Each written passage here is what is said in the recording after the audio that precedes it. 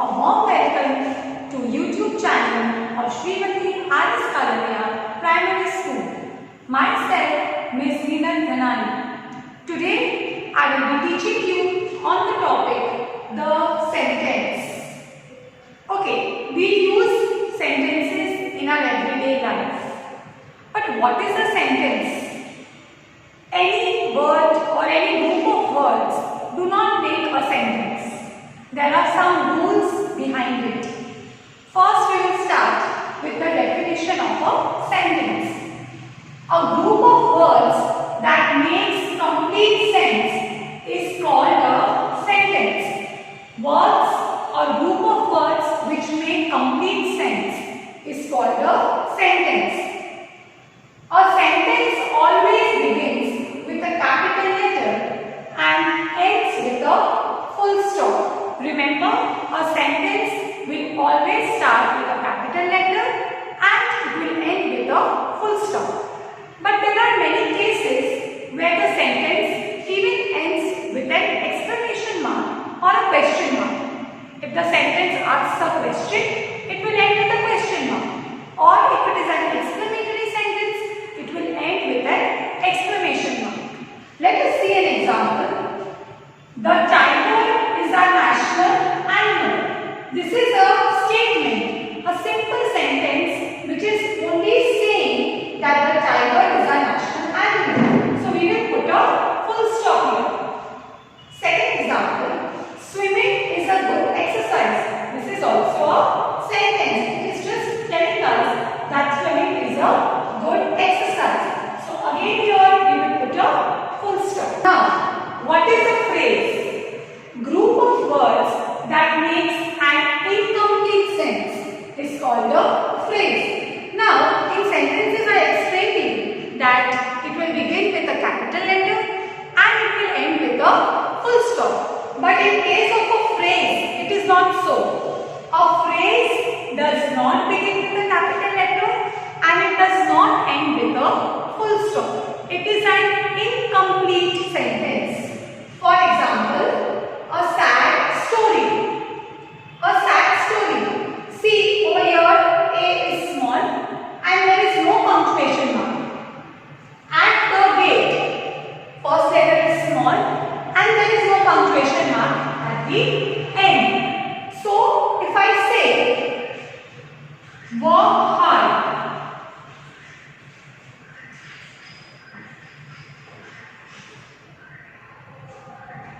This will be a phrase or a sentence.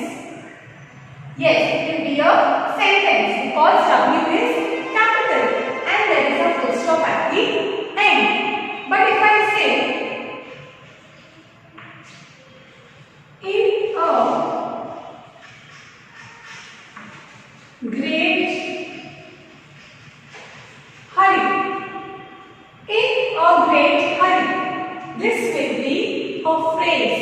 Because the first letter is small and there is no punctuation at the end. So this will be a phrase. Remember one more thing. A sentence compulsorily has a subject, it has a verb and it has a punctuation mark at the end and it will also begin with a capital letter.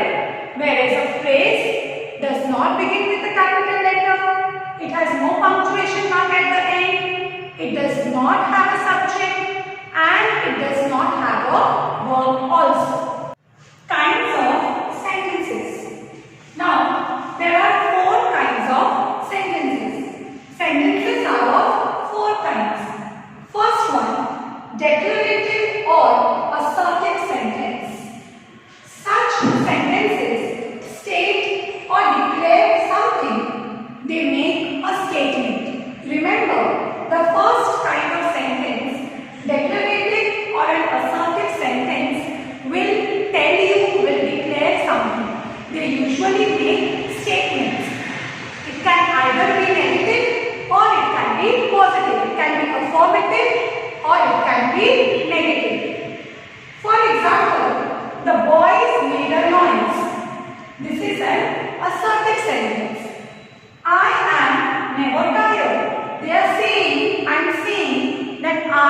never get tired. So these two examples are of declarative or assertive sentence because it is declaring something, it is telling you. Second kind of sentence is an interrogative sentence. Now remember children, this interrogative word will be used for many types of parts of speech. Okay, interrogative means asking questions. Okay, such sentences ask questions. An interrogative sentence will always ask a question. For example, why are you late? It is asking a question, why are you late? And 99% interrogative words are WH words.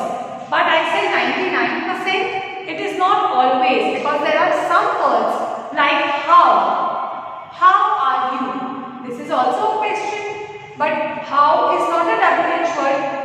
99% it will start with WH. Why are you late? When did you come to school? What is your name? But a few examples are there, a few words are there which do not begin with a WH word. Example I gave you, how are you? Okay? So an interrogative sentence will always ask a question. And remember, at the end you have to put a question mark because it is asking a question. Now we move on to the third kind of sentence, imperative sentence. Now, such sentences express a command, a request, or a desire. Example, please switch on the fan. This is a request. Okay, this example is an example of a request. Please switch on the fan. Imperative sentences also order. If I say go out of the classroom, this is an order. It can also suggest a warning. Watch out, the floor is wet. Okay, this is a warning. A suggestion. Carry an umbrella when you go out. This is a suggestion. So imperative sentences express command, order, desire. Such sentences are imperative sentences. Okay, one more thing. In imperative sentences, the subject you is always understood. It is implied. Example, if I say, go out. Have I mentioned the subject here? Go out means you go out. I will not say, if I say you go out, that is also proper. But if I only say go out, it is understood that I mean you go out. So in imperative sentences, the subject you is not always mentioned. It is understood or implied that go out means you go out. Come in. It means you come in. So the subject you is understood. But there are many examples like you don't talk to me. In this sentence, you is mentioned. So if it is not mentioned, you understand that the subject is you. Okay? Now we move on to the last kind of sentence, exclamatory sentence. Such sentences express some strong or sudden feeling. When you have a strong feeling or a sudden feeling for something, we use such sentences. For example, what a pleasant weather. If the weather is very nice, what do we say? What a pleasant weather. We are expressing our feeling that the weather is very nice. So we will put an exclamation mark after the sentence. As in the case of interrogative sentence, we put a question mark. So in case of exclamatory sentences, we will put an exclamation mark. What a pleasant surprise. This is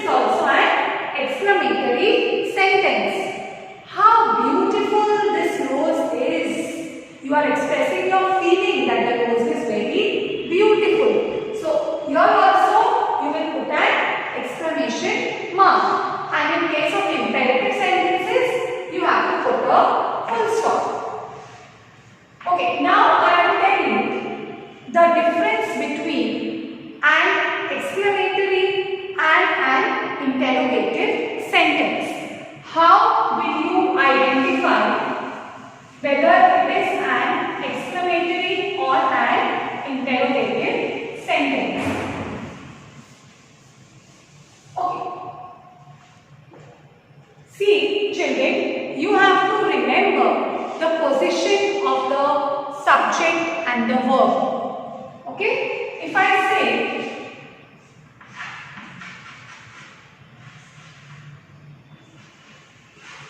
how fast is this car? How fast is this car? I will put a question mark. Why? How fast is this car? I am asking a question. How fast is this car? If I say,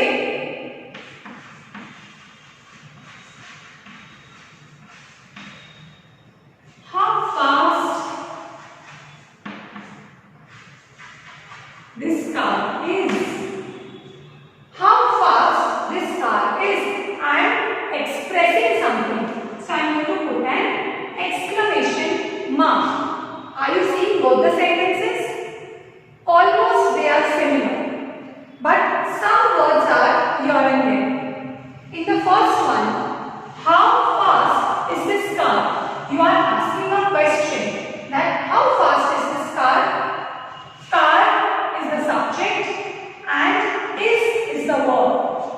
In the second one, how fast this car is? Your tone of speaking, of saying the sentence also has to change. If you are asking a question, you will ask it in the form of a question. How fast is this car? And second is an exclamatory sentence. How fast this car is? You are not asking, you are saying. And remember the punctuation marks for both. So over here, car, the subject, and is the verb. Similarly, how fast this car is? Car is the subject and is the verb. But can you see the position of subject and verbs in both the sentences? In interrogative sentence, the verb is before the subject. Is used before the subject. Whereas in exclamatory sentence, the verb is used after the subject. So you have to remember that in case of an interrogative sentence, the verb comes before the subject, and in case of an exclamatory sentence, the verb comes after the subject. So just remember the position of the verb. Interrogative, it is before, and exclamatory, it is after the subject.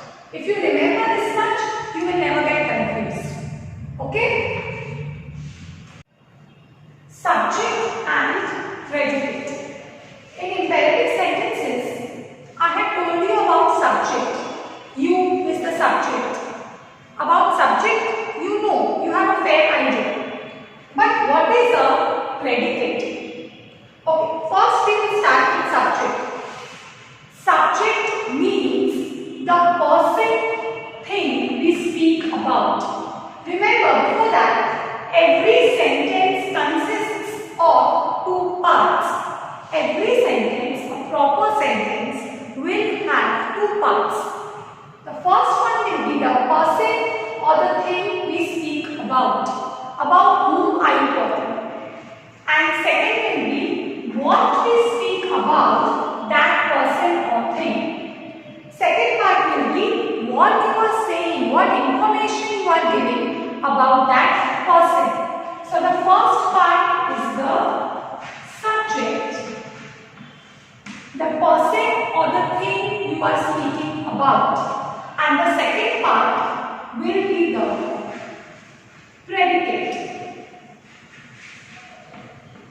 what you are saying about the subject.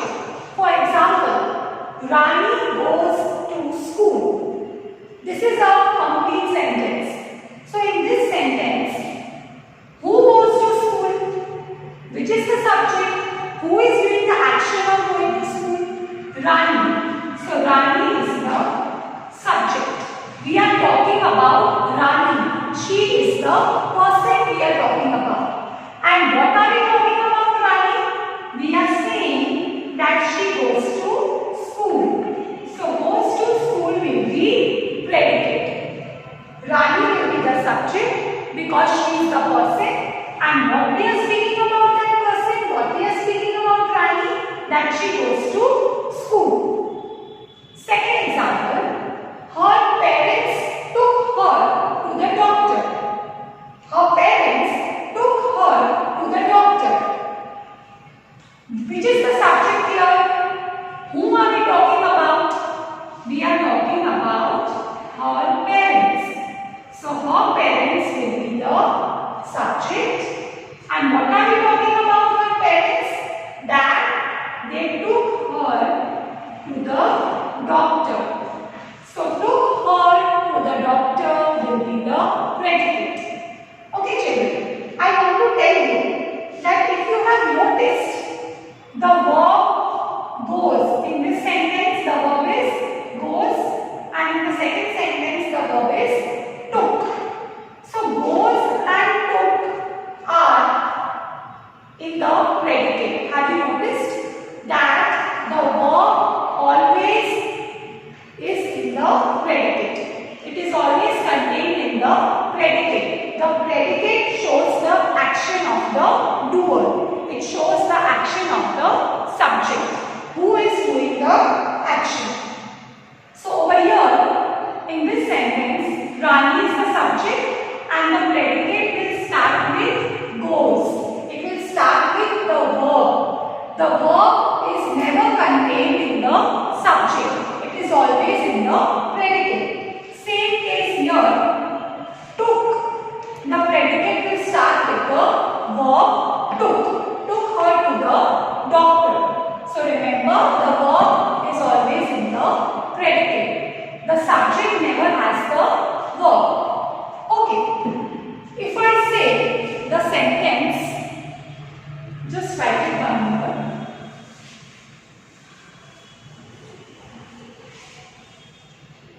If this sentence is given,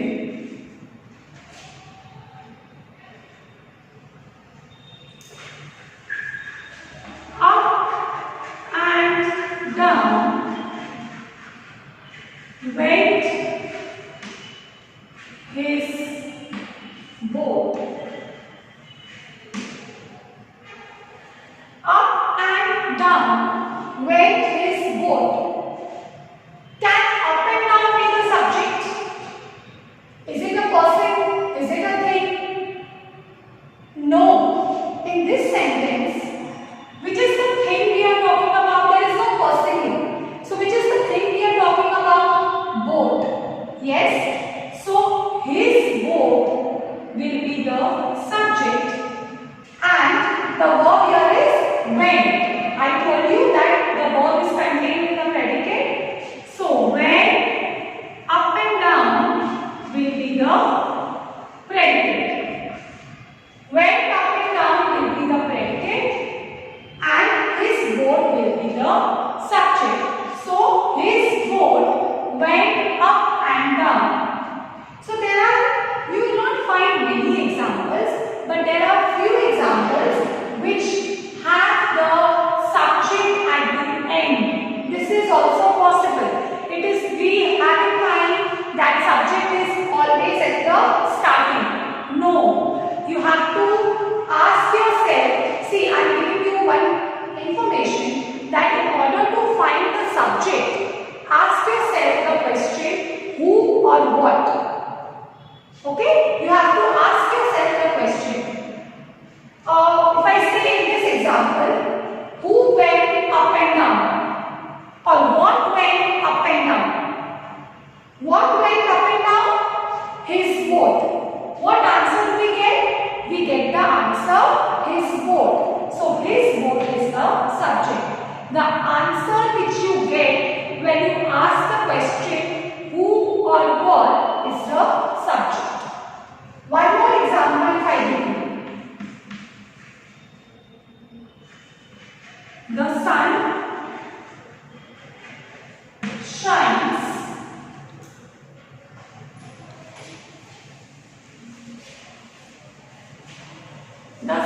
shines brightly. Say if I give you that example.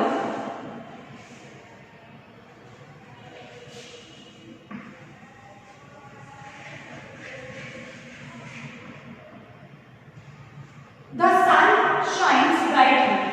Always ask yourself before dividing it into subject and predicate. Always ask yourself who or what. What shines brightly? Usually for things we ask the question what, and for people or person we ask the question who. So what shines brightly? What answer are you getting? The sun. So the sun will be the subject. And what does the sun do? The sun shines brightly. So shines brightly will be the predicate. Shines is the verb. I told you the verb is always in the predicate. So shines brightly will be the predicate. What is the action of the subject? What is the action of the sun? That it shines brightly. So shines brightly will be the predicate. Okay? In case of this example, children, you have to remember that it is not compulsory that always the subject will be in the starting. If you ask the question who and what, the answer which you get will be the subject. One more example I will give you. Okay.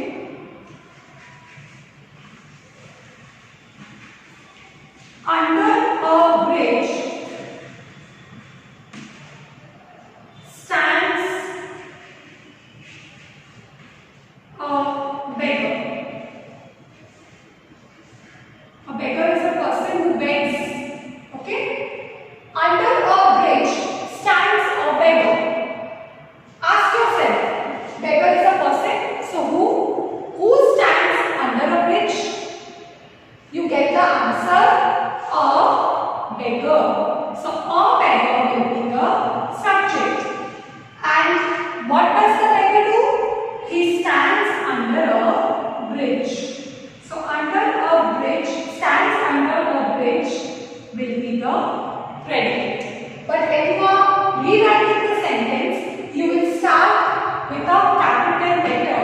Over here, a is small because it is not in the starting. But when you rewrite it, you will start with a capital letter. A will be capital, and at the end you have to put a full stop because it is a assertive or a declarative sentence. Is this much clear? Yes, children? Okay, so you have to, before dividing the sentence into subject and predicate, ask yourself the question who or what, and the answer which you get is the subject. So it is not compulsory that subject will always come in the starting. One more example if I give you.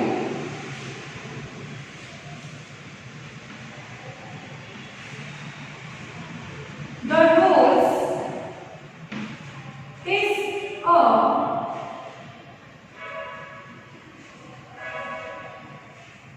beautiful flower. The rose is a beautiful flower. Rose is a thing. What is a beautiful flower? What answer are you getting? The rose. So the rose is the subject. And what are we talking about the rose? What information are we getting? That it is a beautiful flower. So is a beautiful flower will be the predicate. Is the verb here. Okay? One last example for subject and predicate.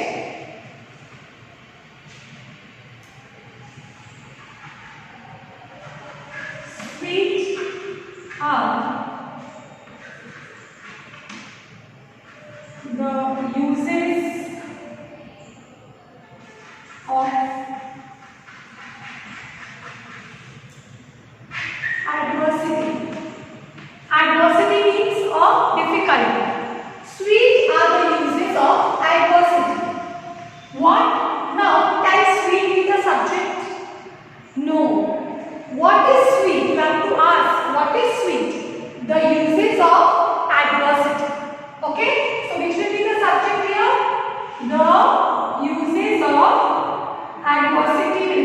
subject, and always remember the verb will always be in the predicate. So are is the verb here, are sweet will be the predicate. When you are starting rewriting the sentence, T will be capital and are sweet, after sweet you have to put a full stop. Okay, so remember to always ask the question who or what. It is not compulsory that the sentence will always have the subject in the beginning of it. Okay, is this much clear to all of you? Okay, now I will just do a small recap of what we have done till now. Okay, first of all I have told you about sentence. What is a sentence? Just a few points to keep in mind, that a sentence will always begin with a capital letter. It will have a full stop at the end if it is a declarative sentence or an assertive sentence, a question mark if it is an interrogative sentence, a full stop if it is an imperative sentence, and an exclamation mark if it is an exclamatory sentence. For phrase, what is a phrase? It is an incomplete sentence which does not have a subject, it does not have a verb, it does not begin with a capital letter, and it does not have any punctuation mark at the end. Whereas a subject has a subject, a sentence has a subject and it has a verb. Next, kinds of sentences. There are 4 kinds of sentences. First is the assertive or the declarative sentence, which tells you something. It is a type of a statement. It declares or it gives information about something. You put a full stop after it. The second kind is the interrogative sentence, which has a question mark at the end. It will ask questions. Third is the imperative sentence, which has command, which gives orders, requests. You have a full stop at the end. I have also told you that in imperative sentences, the subject you is implied. It is not mentioned always. So you have to understand that come in or go out means you come in or you go out.